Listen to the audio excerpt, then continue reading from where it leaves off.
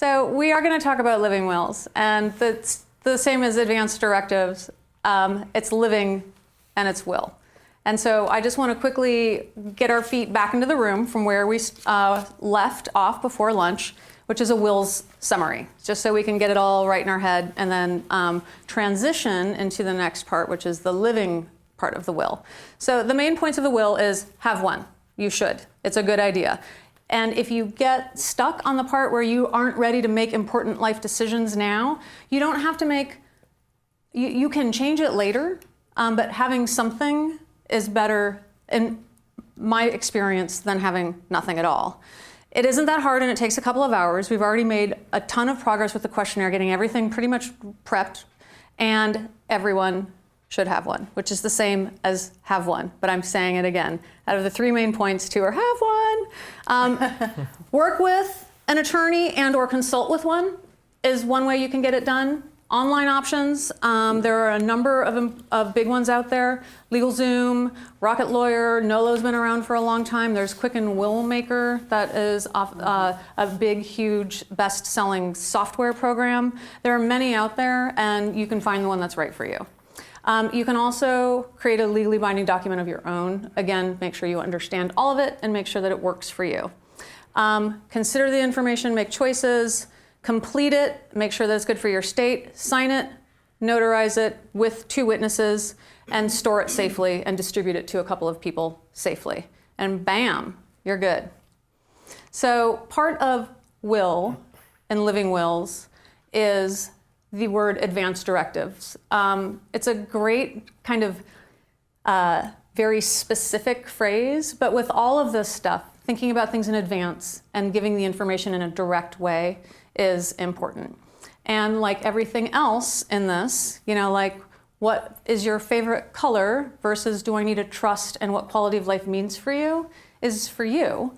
And this is an opportunity for us to be thinking about it, get the roadblocks and barriers out of the way, and make it easy to communicate to your family what you want, and then everybody gets to have Thanksgiving dinner rather than waiting. You're like, you can't come to the table unless this is done. They're like, okay, especially with really good gravy. Like, I hope that your aunt knew how to make a good gravy, because that would get me at any table. I would sign anything for a gravy like that. My dad was already sitting at the table. Yeah. So Yeah. Perfect. I love that story. The smell was there. Yep.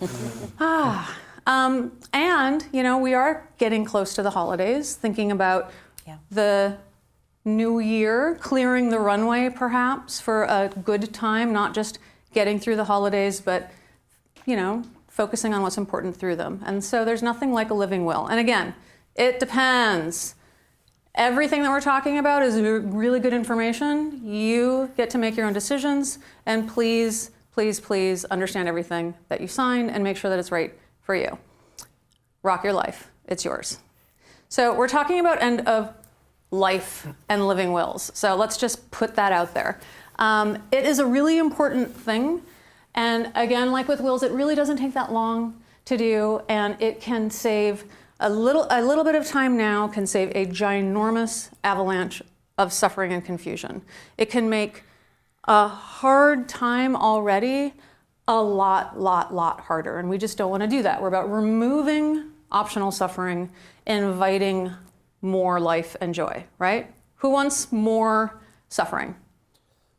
No. Hard question. We're going to start off with the hard ones. Who would like more joy?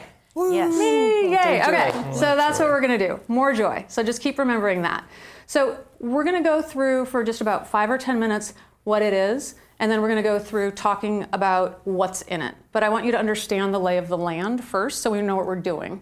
A living will is really about your wishes. It's about medical care specifically, what you do and what you don't want. We talked about the durable power of attorney for medical in the wills section. You're also naming somebody, or, you know, with backups, a couple of people in order of preference, who you feel is going to make, who's going to follow your instructions, essentially. And somebody who you think is capable of being able to follow your instructions. And like wills and some other things, it's state specific. So you want to make sure that whatever you write works for you and where you live. So the basics.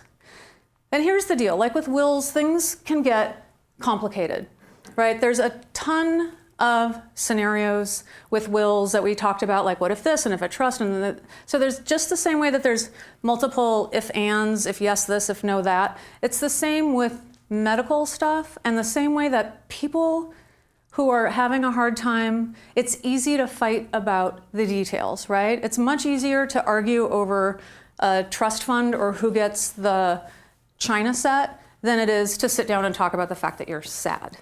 So when it comes to money, people talk a lot about money because there's feelings attached.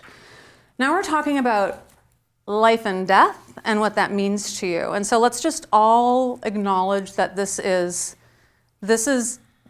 territory, and that depending on who you are and who you're talking to, there can be some landmines in here. So let's just talk about the landmines and talk about finding out the right steps that we need to take to avoid them as well as we possibly can, and or if one goes off, how to stop the bleeding, right? Okay, so things get complicated in medicine. Often, as in life, as in love, as in many things, it's not that black and white. And here is where I want to share just a little bit about my experience, which is what's bringing me here to talk with you guys, really, is that after a number of days in the hospital, my late husband's injuries were so significant and so severe that they used the word, like unrecoverable. And so in a way, the choice was made for me in the sense he could never get better. Medical care turned into medical intervention in my case. And so my decision, my approval to remove medical support was, I felt honestly like a gift I could give him to end suffering where he wasn't ever going to get any better. Like the damages were just far too severe for him physically to ever come back, and or brain function. And so I really want to say that the thing that, out of all of the things that terrified me, honestly, one of the things that left me feeling most shattered and most vulnerable and most filled with fear and shame and all of these conflicting feelings was that he never woke up, but if he had, then black and white became gray. And white is this big, and black is this big, and gray is a big space. And I want to say that even though I know, and we talked about it, that I know what his level of quality of life was, and that the injuries left him in a way that was unacceptable to him. I feel that completely with every bone in my body. And I will tell you that had he fluttered an eyelid, I don't know what I would have done next. I'm just saying that it could have been a game changer for me. And I knew what he wanted.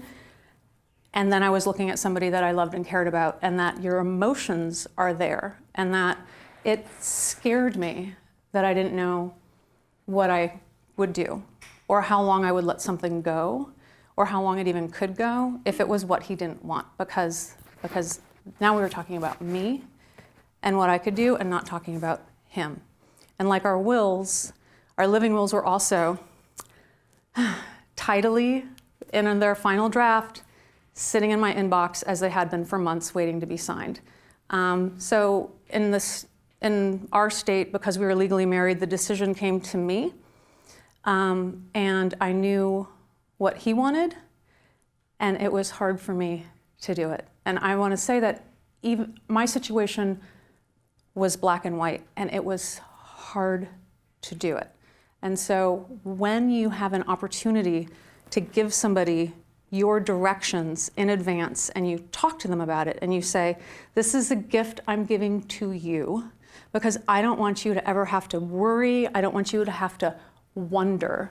I don't want you to have to think about whether or not you did or didn't do the right thing. I'm taking as much of this guesswork out of this for you because I love you, is an important thing. And that is what I want us to hold, the little campfire that we're building, that we're talking about, that is what we're talking about. When we go to these, intense places about what quality of life means to you, right? Like, we're gonna breathe a little bit, we're gonna practice, but it's intense, and let's be okay with that. But what we're doing is we're giving somebody a gift, and giving a gift is a really important thing. So let's talk about it as giving a gift, okay? Okay. Okay. Sweet. Okay. Okay. So, quality of life. What is important to you? So, one of the things that is very tempting to do is to start talking about details, like getting into the weeds of, so if this happens and this and this and this and I'm blah, blah, blah, then what would happen? That's a nice place for us to get to, but let's start with what's important, right? The same way we want to talk about wills, the same way we want to talk about life, the same way you talk with your people about, like we're buying a house. What's important to you about buying a house? It's not necessarily price range, it's where do you live? How much do we want to work to be able to afford the house? Quality of life, what's important to you? So we're going to start with that, and a good way to define what's important to you is to really think about your values and what your goals are for your life. So jumping in, the questions that you want your living will to answer. So remember, we're talking about writing things down that are instructions that people then can follow. We want to define as much as we can what quality of life means to you.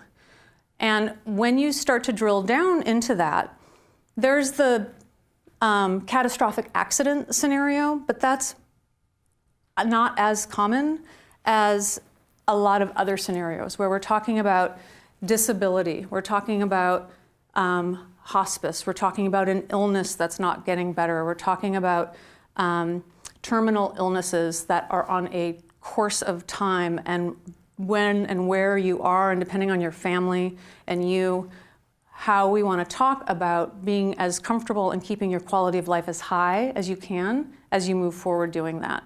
So disability is one thing, like how much of your brain and body function is important to you in your life. Mobility, being able to know who's in the room, being able to talk, being able to engage, not being able to talk, but being able to hear. Like these are some of the things that we'll start to talk about. We're talking about the things that we prioritize and value every day. The other thing is that if you're dealing with an illness or if you're dealing with an accident, sometimes the situation is very severe, but it can get better. Sometimes the situation can't get better.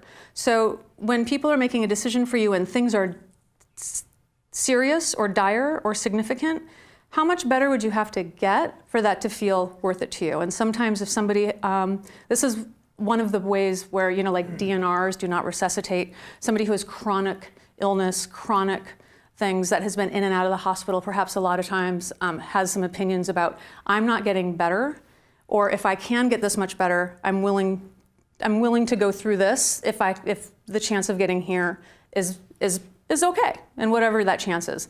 Some people's answer would be a snowball's chance in hell. Do everything possible, everything, don't ever quit. I want everything. I want like mermaid blood pumped into my veins. I want you to do everything. And then other people would be like, I don't care. I've been on that respirator a number of times. I never want to do that again. And so personal. The option, while we're talking about what quality of life means to you, it doesn't mean that you can't say, do everything possible, because that's up to you too. What's most important and what's not acceptable to you. So one of the things that's helpful to define is what you want. And then we can start there, and we can also define the things that are just not okay. So in a living will, here are some examples that I have gathered from other ones that people have sent me. It's interesting to do what I do because people are like, I have a living will, here it is. Why don't you take a look at it? I have a giant pile of other people's living wills, which are as varied as snowflakes. Let's just go with like purple fish, it depends, everyone's a snowflake. So, and it's fascinating to see what's in there, the abundance of information or the complete lack thereof, and again, it's really, really personal. So when defining what you want, that's a helpful tool for people be able to say, where's that line in what you want. How much better or not better do I need to be? I want to be able to do this. If I can't do that, then that doesn't work for me. I want to be able to verbally communicate. And what are some of the examples of those things? My goal, or if something is, we deal a lot with illnesses that aren't going to get better, and what your quality of life choices are for your care in that situation as well. And somebody's goal could be, I want to stretch it out as long as possible, and be 187, no matter what, by any means necessary. That is good for you to write down. Somebody else could say, I want to have the highest quality of life possible, and any medical or comfort care that I get, I want it to amp up the quality of life that I have as high as possible, and I'm not attached to how long that is. Other people might have specific goals, like I want to see my daughter's wedding next spring. Also, important. And that would be one of those things where you look at it every now and then. And if I'm not able to do something, then that's something that's important to note too. Defining what you want, defining what you don't want.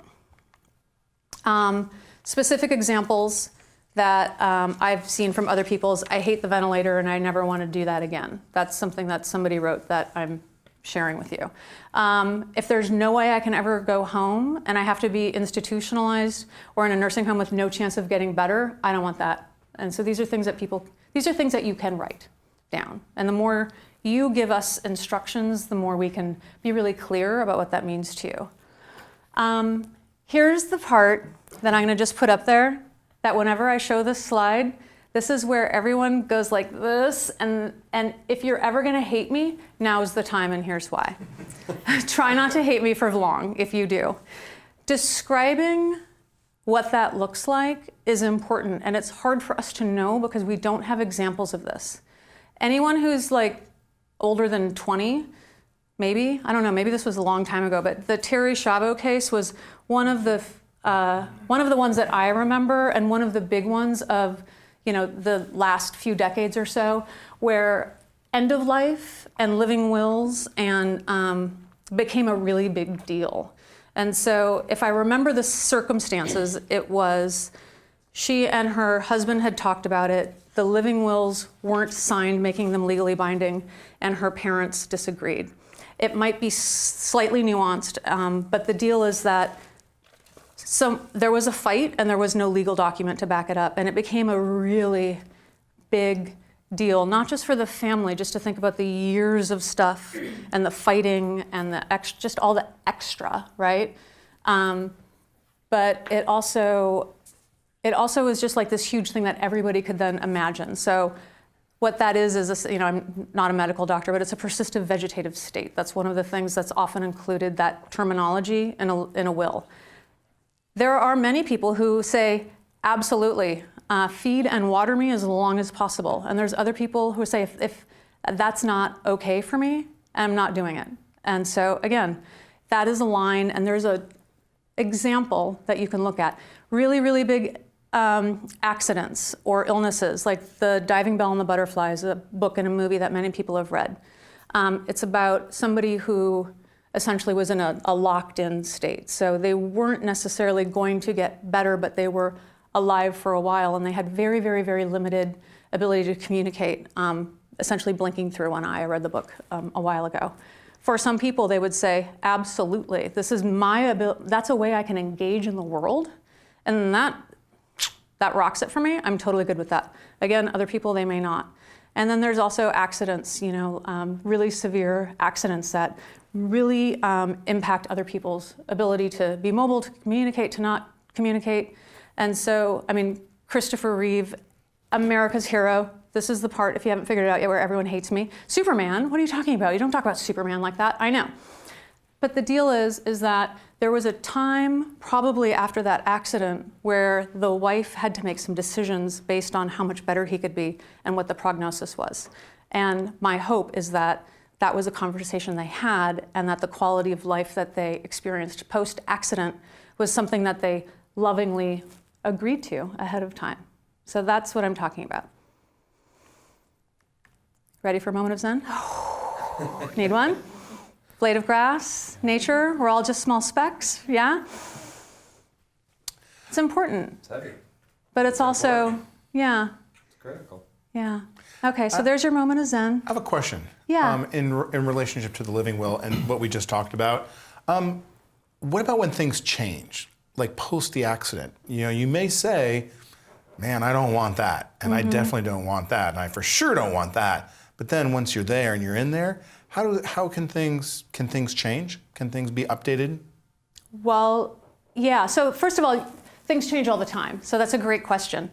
A lot of different change depends on whether it's your physical situation that changes, that you can get a lot better or a lot worse really quickly sometimes. Whether you change your mind, whether you personally change your mind. The thing is that you want to think through this clearly, and so somebody assumes medical power of attorney for you when you're no longer able to speak for yourself. So if somebody's making choices for you, it's because you're no longer able to. So at that point, you are in a place where you're likely either not able to change your mind because your injuries or your illness are impacting brain function, or you're not able to communicate that verbally or somehow because your body is not able to do that if your brain still is. And so that's why picking somebody who has had a conversation with you about values and what's important, and some details to back that up is most important. So we can have kind of an anchor with which to guide all of the variables and potential change that can happen. And at the end of the day, they are in control. So if I set a roadmap to say, do not do this, can they change their mind and say, well, it's not quite that situation. I'm going to say this is okay for now because of A, B, or C? That's a great question. And that comes up a lot in how to make one, and then also what really happens in real life, right? Yeah. So you can designate someone as your power of attorney, and it's absolutely Bob. Bob is my medical power of attorney. And as soon as I'm not able to speak for myself, Bob is then in charge of your life and your life body physically until you die.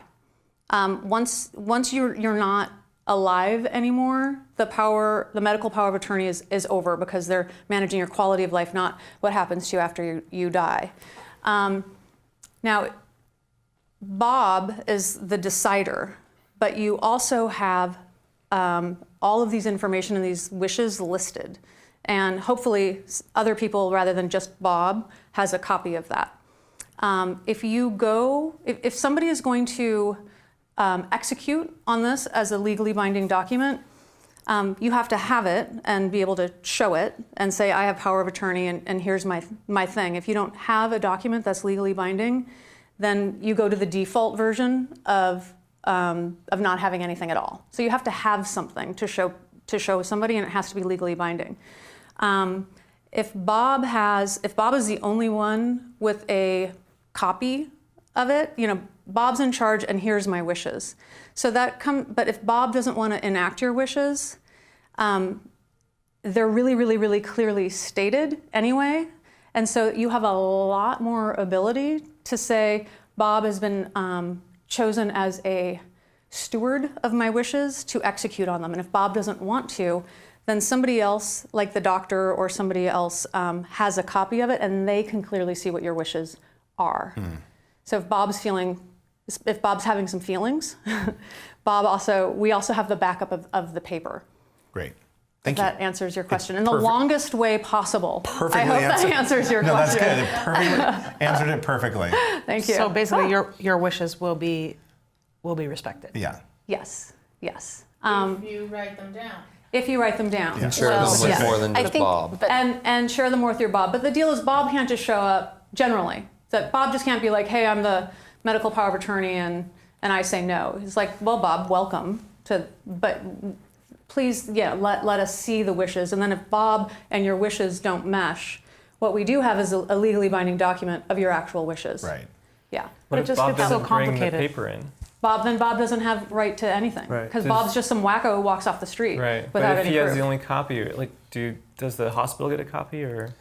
You, So when you're engaged with Yeah. an organization, Bob has to. If Bob comes into the hospital and says, "I am power of attorney," they don't go, "Oh, well, that's cool. Have a seat. We'll get you a copy." They'll say, "Hey, do you have your paperwork, Bob?" yeah. Right. And then Bob will have to provide them. What if Bob just never comes in? Then perhaps somebody else has a copy of your living will. Hopefully. That's why it's Hopefully. important to give copies to multiple people. Right. So one of the things you want to do is with your important documents like these, you want to give them to people, a couple of people. So let's say Bob's out of town on safari or something like that. You have a backup power of attorney, medical power of attorney, and probably a third backup, which would be good. And then those people listed have a copy of that too, or they know where to find one. And most likely, at least your executive power of attorney, the person in charge of your will. Because if something is that serious where we're pulling out living wills, there's other details happening too. Right. So not just one person should have it, and certainly somebody should have it. A couple of people stored safely, yeah. So it's just backup. Can a power of attorney medical power of attorney be 3 people? Can it be multiple people? Having 3 people decide where to go to lunch is even a bad idea. Right. Having 3 people decide what to do during a highly charged thing, my experience has been I've not heard of anyone doing that before, and I think that it doesn't make things easier. I think that the opportunity to make it more complicated might be there. Okay. So I have heard of a situation where somebody has 3 kids, and they want to have all of these children want to have a role in this particular example is a woman's end of life wishes at the end of a long battle with cancer.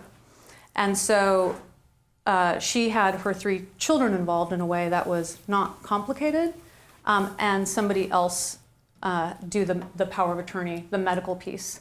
Yeah. Thank you for answering that, because that's exactly what I was thinking. You have 3 really? kids, and which one is, how do you decide that? Great, Right. Thank you. Right. I mean, yeah. for me personally, there were 3 kids. My brother and sister were all in the hospital room, and we all decided. My father had a living will, so he told us what he wanted to do, that he didn't want to be on life support. So we all agreed with that. So it was a comfortable situation. We were all happy with our decision. We made it right away.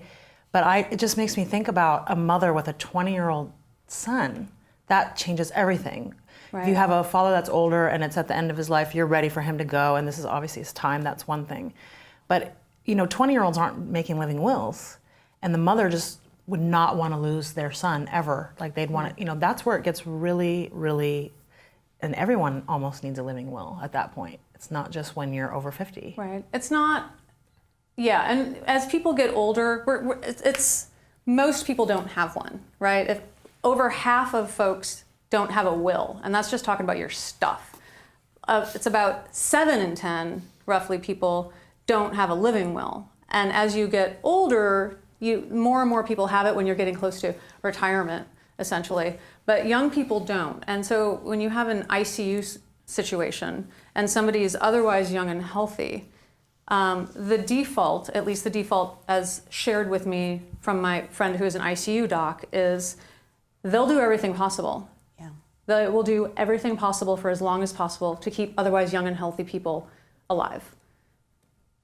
And that's what they do. And they're getting better and better and better at keeping people alive longer. They can do more and more amazing things all the time with that, which has saved lives and also extended lives that may or may not have been meant to be extended. And that circles back to the quality of life question. Yeah. Right. So let's do this. Let's take a little, we had a little moment, Back a to the little blade of clouds. grass. Let's have a little expansiveness, a little expansive moment.